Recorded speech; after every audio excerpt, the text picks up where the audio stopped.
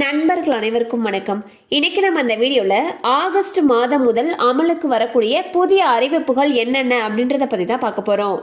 ஒவ்வொரு மாதமும் gas cylinder முதல் ஆதார் கார்டு, வங்கி உட்பட சில புதிய அறிவிப்புகள் வெளியாகும். அந்த வகையில் ஆகஸ்ட் 1ஆம் தேதி முதல் வரக்கூடிய மாற்றங்கள் என்னென்ன அப்படின்றத இப்போ நம்ம பார்த்துடலாம். ஆகஸ்ட் 1ஆம் தேதி முதல் ITR அதாவது வருமான வரி தாக்கல் செய்தால் அபராதம் விதிக்கப்படும்.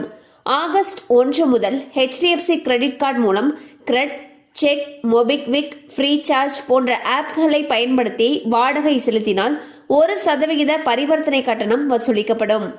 ஆகஸ்ட் 1ஆம் தேதி முதல் கூகுள் நிறுவனம் இந்தியாவில் சேவை கட்டணங்களை 70% வரை குறைக்கிறது.